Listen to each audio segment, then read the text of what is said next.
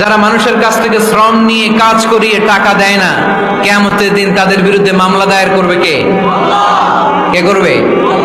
হাদিসে কুদসি সাক্ষী বিষ্ণু ঈসা ইসলাম বলেন, আল্লাহ তাআলা ফরমান, আনা খাসমুহুম সালাসাতুন আনা খাসমুহুম ইয়াউমাল কিয়ামা। তিন শ্রেণীর ব্যক্তির বিরুদ্ধে আল্লাহ বলেন, আমি নিজেই কিয়ামতের দিন মামলা দায়ের করব। I will be against them in the day of judgment. Three categories of people I will be against them in the day of judgment. তিন শ্রেণীর লোক কিয়ামতের দিন তারা ছাড় পাবে না।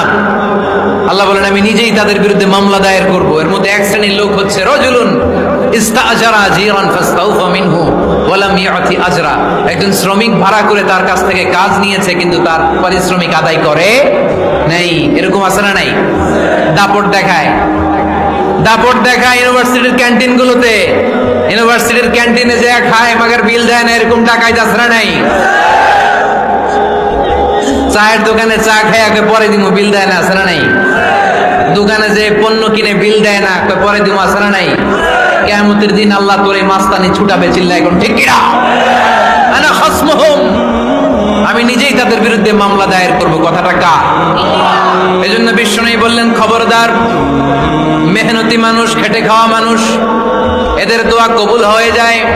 আতুল আজিরা আজরাহু ক্বাবলা আন ইয়াজিফা আরাকুহু। খবরদার, বিশ্বনবী বললেন, শ্রমিকের ঘাম শুকিয়ে যাওয়ার আগে তাদের পারিশ্রমিক মিটিয়ে দাও। বিশ্বনবীর বিখ্যাত হাদিস, আতুল আজিরা আজরাহু ক্বাবলা আন ইয়াজিফা আরাকুহু। শ্রমিকের ঘাম মাটিতে লাগার আগে, শুকিয়ে যাওয়ার আগে তাদের পারিশ্রমিক মিটিয়ে দাও।